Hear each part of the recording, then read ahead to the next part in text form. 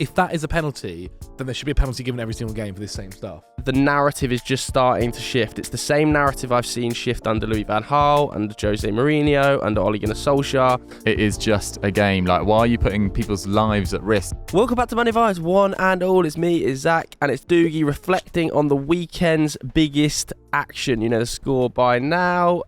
Shockingly, I'm here. Manchester United. Yeah, he's turned out. No, I've turned No up. golf. Yeah, no golf today, no holidays booked in, I've turned up. But how was your weekend, Dukes? How was yours? Yeah, it was fine, thank you. Yeah, I had a couple of 30ths, watched a fair bit of football, watched A couple of Manchester derby. 30ths? Yeah, it was a 2-in-1 night, but they were in pubs next door to each other, which was very handy. What So I just strolled coincidence. along. Yeah, it was brilliant. They didn't know each other, the two people having it. But no, it was nice. And then watched a fair bit of football yesterday. Just was a very nice weekend. How about you guys? Nice. Yeah, You guys were Halloweening. We were. We were. I was in a real mess yesterday. I was in Conor McGregor over here. I was in a serious pickle of What did you go as? I went as Conor McGregor. The theme was Vegas. Nice. I went as Conor McGregor. Zach went as one of those guys that gets stuck the on a theme was Vegas dartboard. and circus, because otherwise that makes no sense. Yeah, it was Circus Vegas, the Circus theme, yeah. Vegas. I thought, judging by photos, yeah. like Henry Hill's costume was very Henry good. Hill was It's a royal flush. Henry Head Hill. You went with the in toilet a- seat. Yeah, with the cards above Yeah, him. It was very very good. Yeah, some notable outfits. But yeah, not too bad. I think I was a little bit better than you. Yeah. And then obviously watched the football yesterday. Had a chill Sunday. Did you go to the Chelsea game? I did not. You know, let's say that's the bad omen. I wasn't there. We will be discussing Chelsea later on the show, but of course we're going to be starting with the Manchester derby. Man City 3, Manchester United 0. Where to start with this one, Dukes? Yeah, I mean, it's almost so much went down in it, and so much has gone on in the build-up to the game, so much has gone on in the aftermath of the game. But I suppose we might as well start with the actual 90 minutes of football. And I thought, you know, you conceded 6 against them at the Etihad last year, but this was almost on that level in terms of how one-sided it was. I thought for the first 45 minutes or so, yeah, a couple of good opportunities on the break. Ederson making that pretty good save from McTominay, although he does hit it very hard at him. And there was another moment where McTominay should have passed to Højlund and then fails to get it out of his feet. But it was just so one-sided. And if it wasn't for Andre Onana, who still looked a little bit shaky at times, but he did pull off some wonderful saves as well. Yeah. I think this could have been 4 or 5, maybe even more. Really, really one-sided. Some really strange decisions from Ten Hag. The change at half-time as well. The change at half-time, not playing Reguilon from the start. If he was fit to come on, surely, you know, you've got to make that happen. Leaving Mount on the bench in a game that you needed legs in midfield. Amrabat looked well off the pace. And the less said about your better players like Rashford and Bruno, the better. It was a really disgraceful, disappointing afternoon. Yeah, not a pretty one from my perspective. What did you make of it, Jalab? I think, yeah, Doogie's kind of covered it well, really. Like, I think a lot of... What I was a little bit shocked at is going into this game that it almost seemed afterwards everyone was shocked that United lost to this manner. And it felt like really over the past few weeks, yes, United have been getting points on the board. Yes, United have been winning Playing games. terribly, though. Yeah, been playing really badly. Been kind of coming out of these games going, you know what, they're playing badly, but they're somehow getting points, and that's all that matters. And they come into a game against Manchester City, one of the best teams in the world, if not the best team in the world, and got destroyed. And that wasn't really that big of a shock to me. If anything, actually, during that first half, I was like, oh, this is going a little bit better than I first thought. And then he makes a change to the midfield to bring on Mount, and it just kind of shakes things up. And there are a few decisions that kind of went against United in this way. Like, I don't think it's a penalty, personally. I think that kind of... I put it online. I put it on Twitter, or X, I think, as it's now known. That if that is a penalty, then there should be a penalty given every single game for this same stuff. Multiple times. Like, this happens all the time in every single corner and every single set piece of a free kick that's being crossed in. Like, I will say it is a bit exaggerated by Rasmus Højlund. Like, it kind of goes on a little bit too long. Sometimes they let it go quite a little bit easier. It's just a bit immature, isn't it? It is a bit immature, and it's like, and Rodri sells it well as well. He buys it, but like, Rodri's not even. I don't even know if Rodri's getting the. Well, that's the thing. I think well. they were like, he could make contact with the ball. I was like, it's quite a long way away from him, going in at a fair amount of pace. Exactly, and then like once that goes against you, and already in this scenario of, you know, playing Manchester City, a great team, and then you have a similar thing to what I think Chelsea do as well, where something goes against you and your heads drop, the players' heads drop, and once they drop, for sure. you're done. Yeah, you're done. I think that's a real problem chance for United. That's definitely a real problem for United. The ability to bounce back from an adverse situation, and also the compounding of mistakes. Like they concede very quickly after a goal, or they concede very quickly after half time, as we saw in the second half here. It didn't take long for Manchester City to breach the defences. And we can talk about the penalty, I think, until we're blue in the face. I also thought it was a little bit soft, but it made no difference. Like it's a null and void talking point because the golfing class between the two sides is so vast.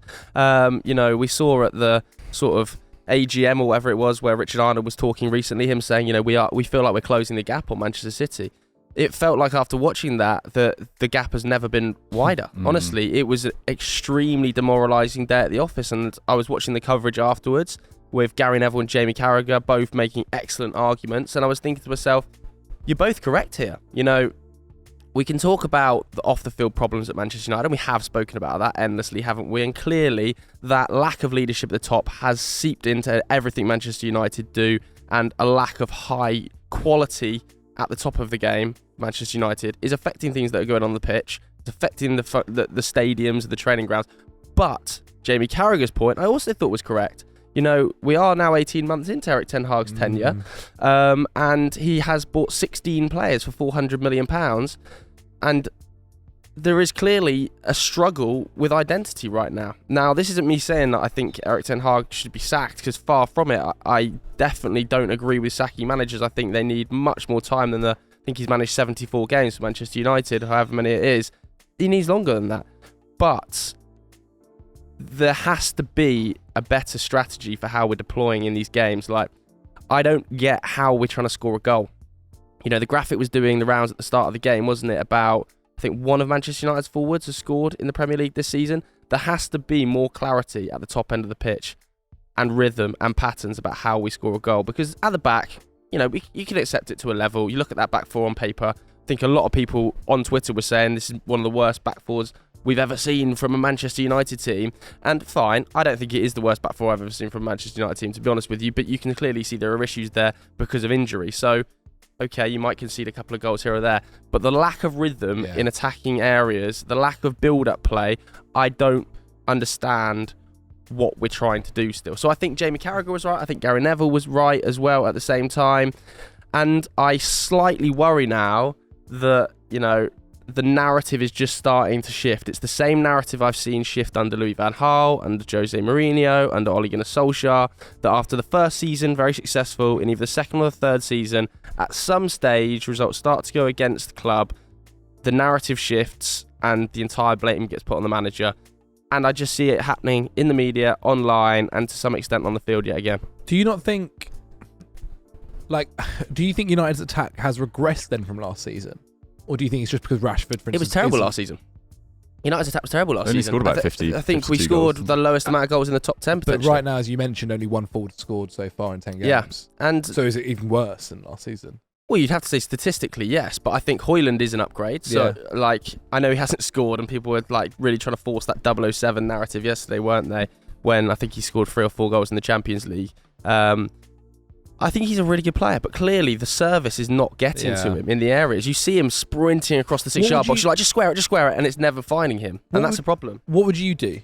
If, right now we're saying that there's no attacking play, there's no attacking phase, there's no I think you have to get Bruno back in the 10. I don't understand the idea of moving your best player, the most creative player in the team, out of position into a wide area. I thought it left Dalot a little bit exposed as well in that right-back situation, because he has to come inside Bruno to support the midfield, and that's where he wants to be creative, so there's a lot of room out wide. I think you've got to get him back in the 10. And then, look, I love Marcus Rashford, but maybe he just needs a little bit of time out the side. This is not me saying I think he should be dropped permanently, but I think football should really be a meritocracy in terms of your form on the field to a certain extent. And then who would go out left? I would give probably Garnacho a little bit of a run in the team. I don't think there'd be anything wrong with that. I would probably give Mount a run right wing potentially at this stage. Yeah. I think there's no harm in trying a few different things at this stage. Bring Sancho back. Maybe one game out the side, causes Marcus Rashford to find his form again. We saw him, drop for Wolves last season. Yeah. Because he was late for coming onto the team bus. Came into the game immediately. She wanted to prove everybody wrong. Smashed one in, the winner. So I think. I would like to see a little bit more of a meritocracy in the forward areas, and then tactically, it is very hard to build from the back when you've got so many injuries back there. Overall, though, it feels like the narrative is already building. The pressure is starting to mount on Ten Hag. What's also concerning, it's not just like the attacking patterns of play. I also thought your work rate was really poor in this game. Like, Dalot has been completely overloaded on his side throughout the entire game, with Bernardo making these amazing overlaps. Could have scored way more goals down that side. Grealish had Dalot, very much, in his back pocket. I thought they were so comfortable, and it just feels like, as Zach says, when things go against you, your heads drop, your work rate drops, and your anger levels go up, but your work rate doesn't match the anger levels as well. Like Anthony booting players like Bruno, just asking to be sent off. And I know he's trying to show that he cares, and he does care. He's a super competitive player, but less said about Anthony, the better. But Bruno has ability, and I feel like he loses his head in big games. And you conceded 3 yesterday. You conceded 6 against them last year. You conceded 7 against Liverpool. Like, you do have a real pattern of complete capitulation. And I think it's partly down from yes, we can talk about behind the scenes, but it's about leaders on the pitch, and it's about turning up in big moments. And I think you just drown in scenarios like that. It's bizarre though, isn't it? Because you think classically, I would describe Varane and Casemiro as leaders on the pitch for Real Madrid. I would say they are. I would say Luke Shaw is a leader on the pitch when he plays for England. But it can change, right? Like, going Real Madrid, the whole dressing room are basically leaders. Like, they're rubbing shoulders with Modric, they're rubbing shoulders with Benzema at the time. Now, they go to Old Trafford into a scenario where when they even joined, it wasn't necessarily, amazing. And they're looking around the dressing room going, well, I've got Bruno over here. I know, I agree, but and he's the club captain. At certain parts of last season, let's take the 7-0 aside, because obviously that was a total club capitulation. Like, I think there were clear signs of improvement, signs of leadership, and there is a narrative sort of being built online that is a sign of Ten Hag's improved no players, and there are no leaders in this team. Well, prior to this season, if we were to say this season hadn't started yet, you would have said he's improved multiple players. Dalot, Wan-Bissaka, for sure. Rashford had just scored 30 goals. Football's fickle, though, isn't it? It is fickle, but but in 2 weeks' time, I understand. But we weren't saying there was no leaders in the team last season. I don't think we were saying there's definitely an improvement in leadership in the team. And that it was the right decision to give Bruno the captaincy. I still think we would have said, probably on the shows after the big losses, that you do lose your heads in these games. And is that down to leaders? Is that down to a lack of quality? I also think the Glazers' point is really relevant, but at points you can't just always go back to the Glazers. Like, it does need to reflect on the players. It does need to reflect on the manager, his tactical decisions. And I think every facet of Man United at the moment is under par. It's not just the Glazers. And so I think the Glazers is almost too easy an excuse just to go back to every time, even though it of course is the overarching issue. It just kind of negates any other focus on any other area of the football club, which is all underperforming, I think. Yeah. What did we think of Man City? I thought they were absolutely excellent. I thought it was one of their best performances of the season. Jack Grealish's best game so far this season, I thought. Bernardo was a nod genius. Stones was very good as well. It was really interesting as well, Pep talking about Bernardo afterwards, because for the past couple of years, there's always been that talk about Bernardo wanting to leave and wanting to go to Barcelona, and Pep saying that he's had a kid, and it seems almost like his mindset has changed, and he wants to kind of stay at the moment, which is nice. We'll see what happens come the summer or even January, whether that stays put. Haaland just does what Haaland does best. Like, if anything, over the past few kind of weeks, it feels like actually Haaland's not been spoken about as positively for once. And then obviously the Manchester derby happens, and he can be the main headline. Yeah. But I thought Jack Grealish really had it. Bernardo Silva was amazing, but I thought Jack Grealish was someone who has probably been one of the biggest talking points about Man City recently, especially obviously with how brilliantly Doku started to life at Man City, and kind of showed that when you need a bit more experience for a bigger of an occasion. That's the perfect game for Grealish, where he can draw in fouls, he can draw in players, he can dribble inside and use that underlapping run of Bernardo Silva like that. He always plays well against United. His spatial awareness is really good, isn't he? He's always aware of where the other players on the pitch. He's probably not as electric in a one-on-one situation as Doku, but he basically reverted back to the treble-winning team with Gvardiol. And everyone kind of knows each other so well in that side. I thought Stones was excellent as well, doing that sort of hybrid role as well. Was good as well. Alvarez was brilliant. That side knows how to win. They know how to dominate. They've got great memories of battering Man United, even though they did lose at Old Trafford last season, let's not forget. So, it's not always been as one-sided in these derbies. Like, your results in the derbies under Ole, for example, were brilliant. I think even those results, this is, not that they were sticking past the results, but it was a game of City dominance with United hitting on the break, United playing like a team. Like a Wolves playing City or something exactly. like that. And like that is probably the biggest problem area, I think, for Manchester United, is that even when we've got these results against big teams, and United's away record against big teams under Ten Hag is much spoken about, horrendous. At home, we still are playing like a mid-table counter-attacking team. And to a level, you've got to do that against Man City, because you can't expect to go out there and just be ball dominant against Manchester City. Very rare we see that. But like, there's still some level of control out of possession and in possession. And United feel like they don't have that. It feels very erratic. It feels like suddenly the only way we're going to do something is suddenly 2 good touches by Rashford, Bruno or Højlund, and then we're away. And it's a chance.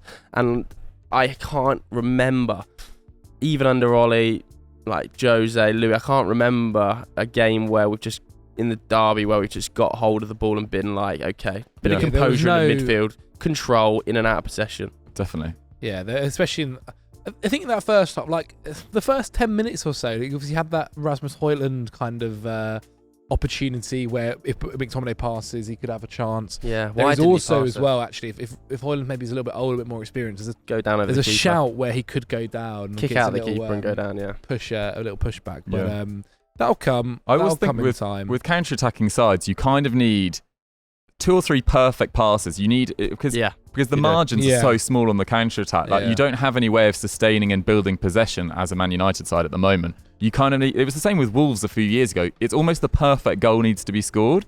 Like 2-3 quick passes into space, someone cuts in, someone makes something happen, magical, and it just feels like none of your attacking players are playing their absolute best at the moment, and your in-play possession is just non-existent. Yeah, you need a game where you can just be good on every front right now. Like obviously, a lot of clubs do. Yeah, but it's almost like even the games that you've won, Copenhagen, it's like Sheffield United, that penalty, like Sheffield United. Games which you could have probably won comfortably. It's I think as well, tough. Like it's a big next 5 or 6 games, because the run is quite easy for United on paper coming out of this. Obviously, Newcastle is not going to be an easy game in the Carabao, but United can't afford to get knocked out at Fulham home away, Newcastle at the Saturday, Carabao. 12:30. Then it's like Fulham, I think it's Luton, I think it's Copenhagen, another must win there in the Champions League, obviously. So I think there's 4 or 5 winnable games before a really tough run, and United have got to win those games. Like, got to win away at Fulham, and they've got to win at home to Newcastle. If United lose at home against Newcastle and go out the Carabao Cup, like I think it's going to get really, really toxic. Or at least don't lose heavily. Like, I think you could lose to Newcastle, because Newcastle are playing pretty well this year. Like, I think any manner of loss there is going to get really toxic. Surely you start playing Varane.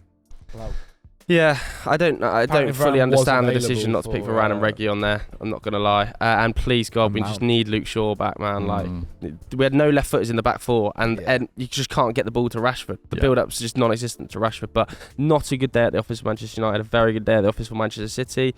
Do you want to do Arsenal first, or should we continue with the negativity and talk about Chelsea?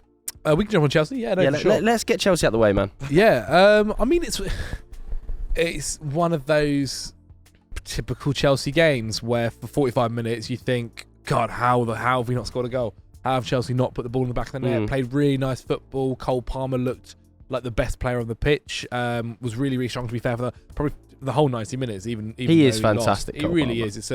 It's almost like Chelsea have kind of lucked their way into a signing. That's because he was your last signing, wasn't he? And he wasn't. And it wasn't really a sign that was ever really came out of nowhere. Happening. Exactly. But he was really good. Like, Sterling was really good for the first 45 minutes. Madueke has a chance where he hits the woodwork. I think Match Today covered it really well, actually, on Nicholas Jackson. It almost feels like he needs a lot more coaching and kind of what it is to be a forward. Loves running in a straight line. Yeah, and sometimes it's also just like he's not even doing that. He's just standing and he's almost waiting for the action to happen, and then he'll do it rather than trying to be the action.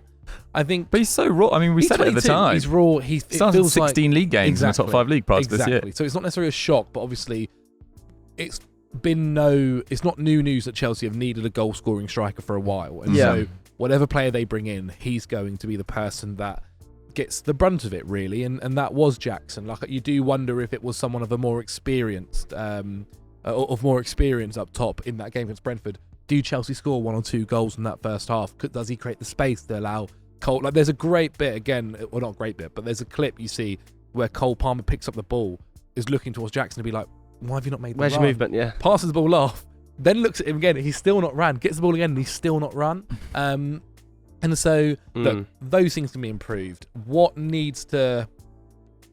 It's a shame because when you're playing against Brentford, who are playing counter-attack, obviously at half-time, Thomas Frank has probably goes into them during the talk, and they get a throw in down the set flank. pieces were so dangerous. Yeah, managed to get the cross in, and then Disasi's sleeping it right back. And he's in the team, isn't he, for that moment? Because he's not offering a lot going forward. He's in the team for set pieces, surely, because that's why Brentford are so dangerous. How is he falling asleep with Ethan Pinnock behind him? Yeah, it's crazy. And it comes from a counter-attack as well. And the second goal, obviously it looks funny with Sanchez and stuff like that, but I kind of disregard the second goal because obviously the keeper's gone up for the corner. It is what it is. You not really? The optics of it is so bad when you concede a goal like that in the final minutes. But I just think just seeing the goalkeeper just running back as fast as he can, and then concede another goal like that. It's just so embarrassing. It's not even particularly Sanchez's fault. I just think lose 1-0. How many times has a goalkeeper scored from a corner? It's probably happened. I think Schmeichel's done it and Alisson's done it. I think that's the only times in Premier League history. The thing is, I don't think it's terrible. I would agree. Apparently Poch wasn't too happy with him going up. I'm not surprised. I think managers have kind of gone off that now, haven't they? Which I always find a bit bonkers that you've gone up without manager kind of giving you the approval to do so. Yeah, they're not. There is also a moment as well in that build-up where Ian Maatsen, he had a good game apart really overall. There's also in that build-up Ian Maatsen kind of goes down way too easily. Fights that ball, the keeper's up. But anyway, look, the first half was really good. Just need to find a way to put that ball in the back of the net, which is always the biggest issue. And it's funny because a lot of Chelsea fans keep saying about how we're better against better teams, and this season that has looked like the case. However, the majority of the time you're not playing against better teams. You are probably going to play against teams that want to defend and play on the counter block. And that for years has been Chelsea's issue. That's been figured out now, hasn't it? That if we just sit deep against Chelsea and we mark the edge of our own 18-yard box, Brentford did it perfectly. Break us down then. They did it perfectly in the second half. They didn't in the first half. They really didn't. In the first half, any other team apart from Chelsea and United probably score a goal. Seriously, they do. But any other team probably score one or two goals before half-time. But Brentford haven't been brilliant this season either. It's not the Brentford we envisage of last season where they are going to everyone and beating everyone. They've been very up and down. It's the first time they've won 2 in a row. They were up and down in this game. Honestly, they were. I think you could honestly ask Brentford fans afterwards and say, was this a really good performance by you? And second half, I'd say yes. But first half, it was honestly like watching two different teams for Brentford. Yeah. It's quite mad. There's some mad statistics doing the rounds. Since April the 1st, 2023, Brentford have won more Premier League games at Stamford Bridge than Chelsea. What's going on with your home form? It is quite dire. I think going to games at the moment at Stamford Bridge is quite what's the atmosphere like? Oh, it's not good. Definitely not good. I think it's good in big games. Yeah. But as I mentioned earlier, you're not playing big games every single week. And I think generally right now the atmosphere is not great at all. Apparently when Jackson was walking towards either at half time, a fan went to him, when are you going to score a goal? And he kind of told him shush, which is crazy. Absolutely crazy that's something that's happening. And there is a lot of negativity there, I think, at the moment about these games. It's almost, I put it in the chat beforehand. You were saying Chelsea are playing really, really well. I went, okay, we'll lose 1-0. 15 minutes they were losing 1-0. This is they were critically cursed in real time. Purring, I think, was the word. Yeah, purring. They were purring. Briefly purring. But there was a couple of purrs, small ones. This is where it's at the moment, where I think a lot of Chelsea fans aren't shocked that this has happened. And that kind of negativity also spreads onto the pitch. You can kind of, not onto the pitch, slightly onto the pitch, but you can kind of feel it as well when you're going to games. No fans, every fan's just of course it happened. And I think this is partly the problem with not playing midweeks. I know there are positives with playing midweeks, we talk about, not playing the Europa League on Thursday and stuff, but when you don't play the midweeks, you then have to sit on a result for 7 days, and it's stewing. We've got Tottenham away on Monday. We've been lucky enough in that we've not had anything. For instance, we've had still a couple of midweek games where we've been able to do that without when the negatives have happened. We've got Blackburn in the cup this Wednesday in the Carabao Cup, I think quarterfinals. Oh yeah, of course you are. If you get a win with that, then you're in the semi-finals. Then you're against Spurs on the Monday. Man United and Newcastle are playing each other as well, and Arsenal I think are still in it. There's not actually, and Man City are already out. So this is what I mean. There is a possibility of having a positive from Wednesday. But yeah, you're right. Spurs now and It'll be interesting. It will be really interesting, that game. How do you think that's going to go? Pochettino going back to Tottenham Hotspur Stadium. I think it's already such a feisty we'll game. Get on to Spurs. Like, Spurs have been amazing. They really have. Yeah. But I still look at their defence and think they are gettable at times. What, straight line Jackson? I think. Brilliant. Yeah. But look, we might do what we did against. We might do what we did against Arsenal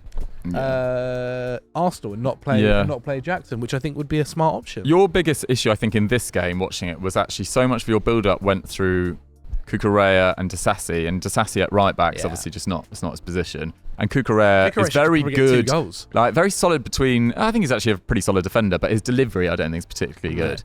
Especially for someone as we're talking about. They didn't have Enzo either, did they? No Enzo does. No Enzo as well. But Gallagher played pretty well. Cole Palmer was playing in front of him. Like, there's not massive issues in midfield. There's just, I think, a slightly below average for at least a top 6 side goalkeeper and a very raw striker. And, you know, a lot of wingers, young attacking midfielders that don't have the goal scoring record at Chelsea just yet. But I mean, it'll get better eventually. I do generally believe that. And we focus on Blackburn. But, fair play to Brentford. Yeah, just to touch on Brentford as well, back-to-back wins, like you said. I think they're in 10th now, 8 points clear of relegation. They just get free to when Tony gets back. Just get free to when Tony gets back and finish sort of mid-table. It depends if he stays. Like, they might sell him in January. Right. There is a solid. You're talking about Chelsea striker Surely issues. not. Would you be surprised if Chelsea once bid 60 million for him? Nothing surprised him about Chelsea. But they wouldn't sell him for 60 million. Would they not? No, why would they sell Tony for 60 million pounds? I think he's only got like a year or two left on his contract. I think that, but that'll still be the case in the summer. Chelsea going higher, though. That'll still be the case in the summer, man. Like, I think that they are fully aware they've got one of the league's best strikers there, and that in the summer, people will still want him, and he can get through to that period scoring goals. Like, I don't see why somebody would come in and pay. I think they're going to want like 80, 90 million from him in January. Like, it'd be a huge deal. Zach's just desperately trying to find his contract. 2025. So, like, in the summer, they'll have the last chance to sell for big money, won't they? We'll see. I mean, there's a few clubs that could do with a striker, can't they? Yeah. Let's go to Arsenal then. Fantastic result against Sheffield United, although I think if we were all putting score predictions down on Friday, we would probably have put 4s and 5s down on pieces of paper, wouldn't we? We might not have put, though, Eddie and Nketiah hat-tricks down on pieces of paper.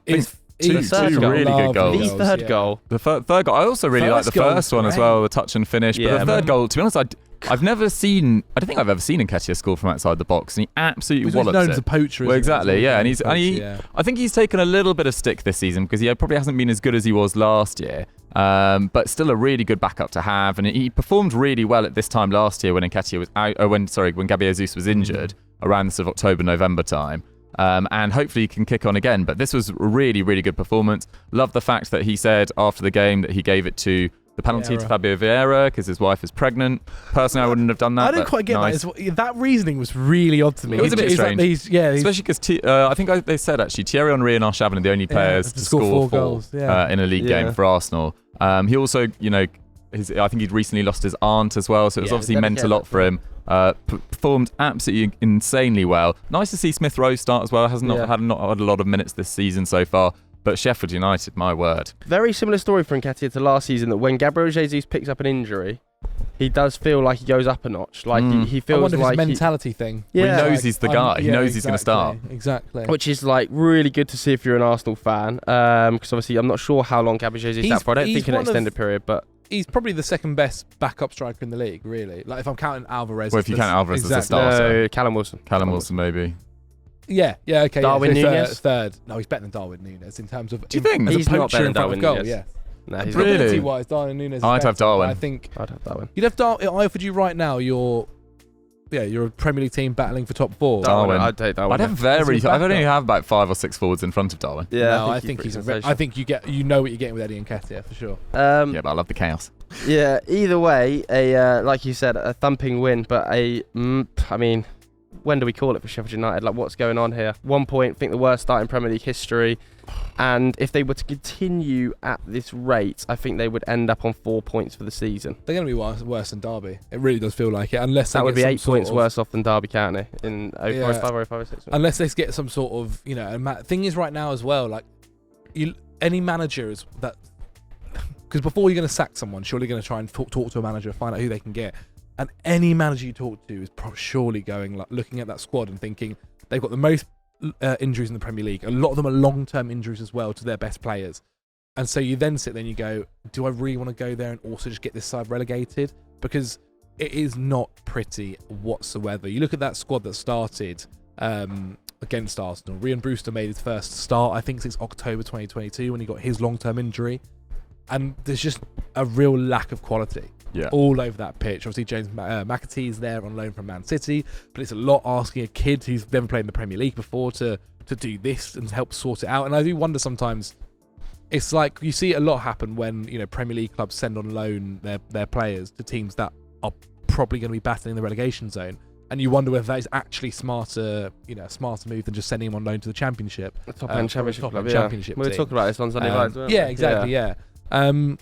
So yeah, I mean, it doesn't look pretty, and I think any manager that could possibly be coming in. Do you think Heckingbottom will last this week? Probably not. But then I probably would have done it. I think we talked about it on Sunday Vibes about 6 weeks ago that it looked kind of inevitable. The options out there aren't brilliant. It feels like the Chris difficulty Wilder's is the that favourite. you know, away at the Emirates, you'd never expect them to win. You'd never expect them to even get a point. But it's the manner of the defeats that just sucks morale out of your side. Like they've conceded 8 against Newcastle. They've conceded 5 against Arsenal. I think they've conceded 29 league goals this season, so nearly 3 a game.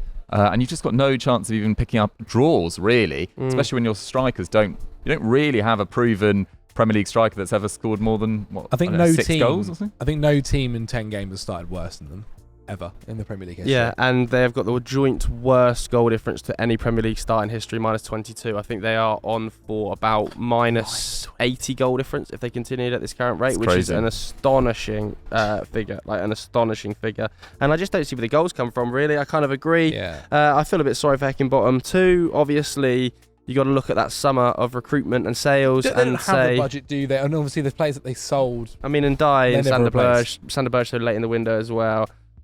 Yeah, I mean, it feels a little bit like he was doomed from the beginning, but either way, a great result for Arsenal. Moving on to Liverpool 3, Nottingham Forest 0. Not a great day for Forest, but then again, these aren't the results that Steve Cooper's kind of expected to pick up, are they? You know, going away to Anfield with no Chris Wood, no Awoniyi, with the attacking power that Liverpool have got. Came on. Maybe he came on. Maybe he wasn't fit to start. But yeah, he's been injured. Coming back from his injury, hasn't he? Dominic Szoboszlai yet again, just looking imperious. I think 93% pass accuracy. Those 2 assists, although one of them, you know, Matt Turner. Where are you going? Yeah, that was shocking. Either way, that Liverpool firepower, man. It just it will blow teams away every game. It really does. It really, really does. I mean, you mentioned Nunes earlier. Like, it just the ability to have him on the bench and that chaos energy that he just brings onto the pitch is so hard to defend against. I mean, he almost misses, to be fair, for his goal. He almost misses, but he doesn't, so it doesn't necessarily matter. But his shot leads to Jota's for the first as well. Exactly. It's and he's just constantly involved, isn't he? And this was obviously without Luis Diaz, the very sad situation with Luis Diaz's family that continues to unfold. It was really nice to see Diogo Jota lifting up that shirt, wasn't it, for the goal. They just Liverpool, I think, second best attack in the league by XG behind Newcastle. Interesting midfield as well. Nice to see. Obviously, it was Gravenberch, McAllister, and Szoboszlai. Well, this is what they know they can do. Gravenberch played so well against Toulouse on Thursday. This is what they know when they're playing a smaller level side, and they know they are going to dominate the ball. They can invert the fullback, play a much more attacking side, and they'll go, okay, we can see one. We'll score 4. So you're going to have to score 3 against us here to beat us. Yeah, I feel like Salah's also. He was always known as like an amazing goal scorer, but I think he's just like such a good all-round threat now as well. Like his sort of game awareness, his selflessness. He always was really known as like a very selfish shooter. I think maybe him and Mane had a bit more of an internal competition in terms of goals, whereas now he knows that he's going to outscore everyone. But he'll probably end up with the most assists in that team as well. I think he's been phenomenal so far. And Szoboszlai, I know those. I don't think his statistics back up how good he's been, to be honest. Every time I've seen them play, I think he's absolutely exceptional. Those are his first assists in the Premier League, which is actually remarkable given how well he's played. Really? But that partnership with Salah is absolutely excellent, and Nunes is profiting from that as well. Yeah, agreed. Keep rolling on through the results. Aston Villa 3, Luton Town 1. Villa doing what Villa do. Like, dominating games. John McGinn with a lovely little bit of like, kind of a shift of turn to the right, finishes it fantastically well. 7th win in 10 games, man. They're playing so well. Like, they're second most wins in the Premier League in 2023 behind Man City. Unai Emery, what's he cooking? They've got amazing depth as well. They've got really good depth in attacking areas, like Leon Bailey on the bench, Tielemans not playing, Zaniolo being in and out. Yeah. I mean, an injury to Watkins would be a bit of a concern, but otherwise, I think it's just been remarkable. Even if that happens, I think that Emery would figure out a system. He would utilise Duran, or he would utilise Diaby through the middle. Like, he's just such a good coach for a team of that level. Like, I can't believe Villa managed to get hold of him when they did. Just over a year now since they hired him. Obviously, we all thought it would happen, Steven though, Gerrard. We said at the time, exceptional hire. Like, the guy was incredible. And if you remember where they were sitting when they hired, I think 17th. It was crazy to look what they got onto. I think I've seen Villa fans say that it's the best Villa side in lots of their lifetimes. Really, it must be. I mean, I remember the Martin O'Neill team in like the mid noughties, which finished like 7th back to back. But in terms of entertainment, I think this is far superior. And the fact that they're doing it without Moreno at left back, I think Luca Dean has been really, really good. The fact Tyrone Mings got injured in the first game of the season when they got battered by Newcastle, and to come back from 5-1 defeat on the opening day and then pretty much win every single game since, pretty much, is so impressive. And Moussa Diaby, I thought he was going to be good. I didn't think he'd be this good in this role as well. I thought he'd be playing more as a natural winger, but he is just absolutely electric. We were talking about it before we started, but I think he must be one of the quickest players in the Premier League, at least his acceleration. He's phenomenal. And it just keeps on rolling on. Even Luton's goal was incredibly lucky. It came off. Konza heads it onto the bar and comes off Martinez. I don't really know what Konza's doing. He's been great, but Luton troubled. But Villa 12 home games in a row. I feel a lot better for Luton than I do, I think, for the others. For for the they'd be more competitive, haven't they? Sheffield United. So some props as well to Douglas Luiz, who I think is one of the outstanding deep line playmakers in the league. And when Arsenal tried to sign him, and that was that £25 million bid rejected, and he ended up signing that new contract. Like, he did an amazing pickup for Arsenal. I think people were quite dismissive of him back then as well. Does City still have the buyback option? I don't know whether it might have timed out, maybe. Yeah, I think with the new contract potentially that changed. If you're an Aston Villa fan, let us know in the comments below. I don't think so though. Crystal Palace Spurs. We've got to talk about the top of the table, haven't we? League leaders. Got to win. I don't think Spurs were at their best, to be honest. I didn't. Same. But you've got to win. Away at Palace is quite a tricky fixture as well. Sorry, Basuma, Maddison, probably the most important player. I like Brennan Johnson's. Basuma was banned, wasn't he? For his dive against Luton? No, Basuma's back. He just didn't get a yellow card, so he can still play. Oh, he was back. The double yellow didn't count as a 2-game ban? No, he was back. Yeah, Basuma's back. Oh. So what happens to the 5 yellow cards? Does it just so has one more? If he gets a yellow card, it becomes a ban. Oh wow! So one just I'm certain he played. But yeah, keep going. So, okay, either way, Tottenham, maybe not at their best, but still grinding out results, man. Like, James Maddison still is the best player in the league right now. Yeah, he's phenomenal. I thought Brennan Johnson, I really liked his involvement in Son's goal as well. Maddison forces the own goal from Joel Ward, and they're just solid at the back. I think even Palace's goal was. It could have potentially been a really bad decision. I mean, it was a really bad decision, but, have a big impact. Because Jordan Ayew, it clearly touches his chest, then his hand. Yeah. I really don't understand that. I thought it was going to be ruled. It was a real mistake, and they looked at it for ages. Yeah. I didn't really understand that at all. What I always find is when you're looking at something for so long, second guessing. Surely you get, like... But there was the angle where... That's where you make you think, like, there's reasonable doubt here. Yeah, but as the angle where you're looking at him, and you see his arm like this, I think it was quite obvious. I didn't really understand it. Even the co-comment, I think it was Jamie Carragher on co-comments, was like, this might count actually. And I was like, well, are we not seeing the same thing? It's clearly touched his hand. Yeah, I thought any contact with the hand in the build-up to a direct shot on goal was basically a handball. But who knows? Either way, like, Spurs versus you boys next week, like... Monday, this time next week. They win that? Well, is the title charge on for Ange? No, probably not. But I think it's also not. It's the best start ever by a new manager in the Premier League. And also, I think there's a stat somewhere where no 3 teams have ever got 24 or more points at this stage of the league. They've done exceptionally well, and I think it's fair. It's funny when you see Ange talk about it because he almost says no manager in his level is going to go. We'll definitely go for the title. But he just keeps going like, let the fans believe. If the fans want to dream, let them dream. Let them. I'm not gonna stop them. They are. What's the one thing we always say about like teams that are trying to go far for the title race? Like they're gonna have games where they don't look amazing, but they still get 3 points. They still find a way, and one player, normally James Maddison, comes out of nowhere to do something. There's some good sides this year, though. I loved Ange talking about Son's transition to striker as well, where he was like, I looked at what Cristiano Ronaldo did when he transitioned from a left winger into a centre forward role at Real Madrid and partially at Manchester United, and I thought Son shows very similar characteristics, and he absolutely does. His finishing, as we know, throughout his career, has been probably the best in Europe in terms of overperformance on expected goals per 90. Like, his goal scoring abilities are unreal, so playing him in the middle just does make sense. Like, you aren't going to find a better goal scorer to replace Harry Kane. It is just while Son has obviously been incredible, but it is just the James Maddison show. Like, he does so much, like, he creates something out of nothing every single time. The way he's adapted now to kind of playing for a better side, and like a side of Spurs' level, and just looks so like it's happens to him so easily. Like, not many players. Fabulous. It flows, doesn't it? Could have transferred and made it look as easy as he has. But I guess he's always been kind of a cut above the rest. It's crazy though, because I remember seeing videos of him playing when he's like in under 8s or something, and he plays exactly the same way. It looks so easy at that time, and he's just carried it on so superbly. But I think that what I was going to say about Spurs is, back challenging for the title, I think there's some really good sides in the Premier League this year, to be honest. It's the first time that 5 sides in Premier League history have 22 points. But we keep saying it about games. I think the standard at the bottom is also very low. Yeah. So there could be some big points tallies. But we keep saying it in terms of like, they wait until they get tested, but they've faced Arsenal now.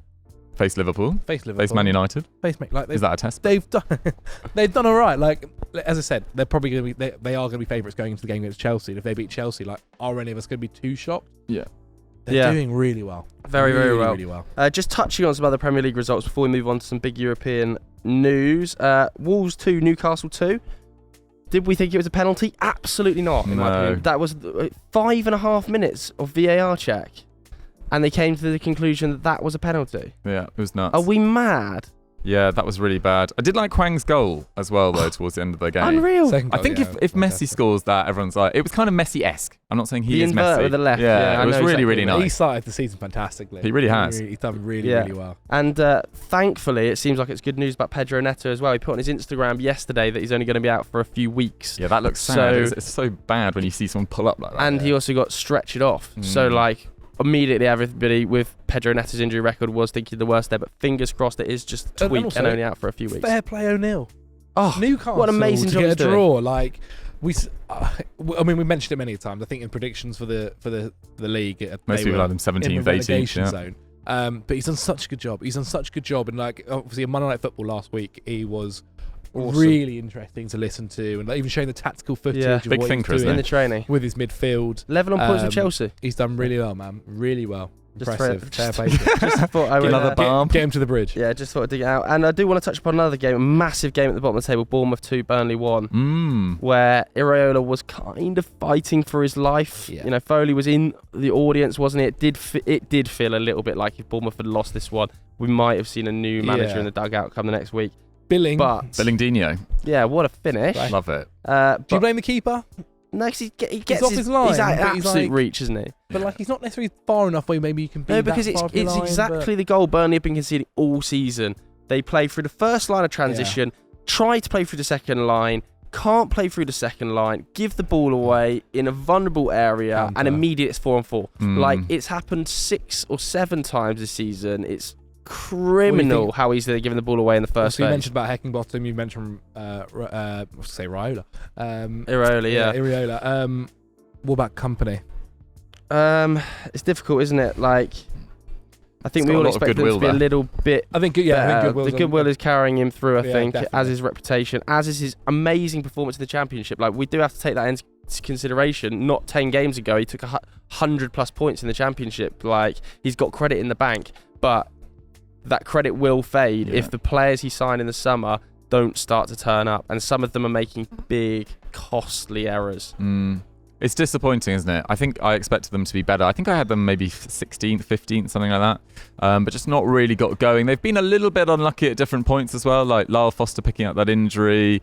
Koleosho's looked quite sharp at different points, but just not enough quality all across the pitch at the moment. And they need to sign an experienced defensive midfielder, I think, in January, and really get some protection in front of that back four because they've been way too exposed. Yeah, agreed. Let's go to Europe then, because obviously we had El Clásico, another Jude Bellingham show. Weekend. Another Jude Bellingham show, wasn't it? Yeah, of course. Barcelona going 1-0 up, and then this is what Jude does, doesn't he? He just grabs the game by the scruff of the neck and goes, "Give me the ball, I'm going to win the game." You know who I thought was really good as well, and obviously because Jude Bellingham did what he did. But I thought Gavi was amazing. I thought Gavi was really good, really, really good, and I thought like worth giving him some props. But you're right, like you can be as amazing as you want, but if you score 2 goals, and one of them be a 90th minute winner in the derby one away, of the screamer like, from 30 yards. I mean, Barcelona had 12 fit first-team players for their Champions League game last week, and they have been injury ravaged. It wasn't a brilliant game, I didn't think, but The atmosphere was really weird, I thought. yeah, I mean, it's always Seemed it's pretty flat. at the Olympic So Stadium. flat. Yeah, it's a bit flat. But it was interesting also post-game hearing İlkay Gundogan come out and basically hammer his teammates, saying like, they weren't devastated enough at the loss, and coming from City as well, he's obviously exactly. knows exactly what a top team should And when feel İlkay like. Gundogan speaks, most people listen. Like, he's sort of achieved everything in the game, and scored a really nice goal as well. But yeah, Bellingham, his first goal was just outrageous, and because I think everyone's Ter Stegen do better.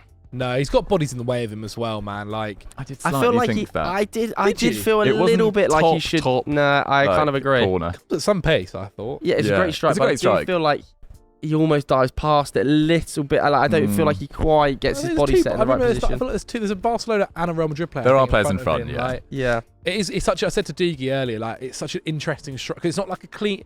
It's not like an aesthetically pleasing strike. It's almost like he's on one leg and just kind of toe punts it almost. But it's nice, man. Fair play. The Jude to Bellingham show continues, and then we may as well go to Bayern Munich, where I think Harry Kane's was 12th or 13th Bundesliga goal, 21st goal involvement in 12 games. It's not bad, including one from how far out is he, man? 60 yards. Yeah, before the halfway. 55 yards inside 55 his meters, halves. maybe something like that. Like it's probably the best halfway line goal I've seen ever. Yeah. Really? Yeah, I think so. Honestly. I like Xabi Alonso's versus, I think it's Newcastle. I think the options for me are that and Charlie Adam away at Chelsea. Charlie Adam, because his was just so far out. But the reason I like Kane's is there's no bounce before the line. It just hits the net, clean into the net. Like Rooney's bounces, doesn't it? And Beckham's kind of bounces a little bit. Do you remember Figueroa's for Wigan? It was like a free kick and he like rolls the ball out. Yeah, and that was an it. amazing one actually. Was that inside his own half? It might have been just inside the other opposition's half, but that was an amazing goal as well. Yeah, that was amazing. But this is definitely up there as a contender. And this game was 8-0. This game was a mess, man. It was a mess. I mean, the Kimmich one, I understand the red card. I think the second Darmstadt red was never a red. He's going away from goal, but the rest done it because he sent Kimmich off. Like, yeah, you just don't want to go down to 9 playing Bayern with that counter. They didn't start scoring until the 54th minute, did they? I know. Then it all started flowing. 40 minutes. Darmstadt played quite well in the first half. I mean, that's humiliating, though, isn't it? 18, 40 minutes. That's like Man United were at Liverpool level. Shocking. Not good. Kane ending up on 50 goals this season? Goal contributions? Or I mean, it wouldn't shock me at all. Yeah. 50 goal involvement? I mean, Lewandowski got 40 for 7 years in a row, so you'd expect that you'd get close to 40. What's the Bundesliga record? 41. Could he come for it? Well, he's got to get past Serhou Guirassy first. Yeah, although he's out for 6 weeks, isn't he, with a hamstring injury. So. I was only joking. Plus, he's definitely moving to West Ham in January. So. Yeah, 17 million euro buyout clause he's got. 17 million euro buyout clause. So never say never. Stadium. And we should touch on the events in France as well, at Lyon, where the Lyon bus was pelted with rocks. Grosso getting his face slashed by the shards of glass, and like nasty cuts as well, man. Like his arms are covered in blood. The face is all plastered up. It's inexcusable. It's just a game. It is just a game. Like, why are you putting people's lives at risk? And like, it always sounds a bit condescending when English people complain about French football culture, because English football culture is far from perfect. But it does feel like Marseille fans just need to chill the F out. Like, it is mental. They rioted against their own club a few years ago. They got Marcelino effectively fired or forced him to resign. Igor Tudor left, Sampaoli left. Then, they've now got Gattuso in, and then they attack the Lyon bus in this manner. Inexcusable. It's the craziest place I've ever been to in terms of a football stadium. Like, I remember me and Max Fott actually went to go watch Marseille Frankfurt last season in the Champions League there, and I came out the underground, firework came past our heads, like going off like crazy. Like You were scared. Obviously, someone who's never especially when you go to stadiums in England, you don't hear explosions. Yeah. And so we're in the stadium and there, like an incredible stadium. Big bangs as well. And like just explosions going left, right, and centre. And like at one point, I think Frankfurt scored. They won 1-0 in the end. But when they scored, because they've been, obviously Frankfurt fans themselves are. Frankfurt fans pretty, exactly. They travel in big numbers. They threw, I think, flares down into Marseille, and Marseille retaliating by like shooting fireworks back. And it was like, how's this going on? It's crazy. Not good though. But yeah, not at all. I think obviously something needs to happen, whether it's a stadium ban or points deduction, whatever it might be. It'll be a huge fine, I imagine. Something. And a stadium ban. Something needs to happen. Yeah. There we go then. That was Monday Vibes for yet another week. Let us know your thoughts on the Manchester derby in the comments below and whether or not Harry Kane will surpass Lewandowski's record of Bundesliga goals. If you enjoyed this video, hit the like button, hit subscribe. We'll see you later.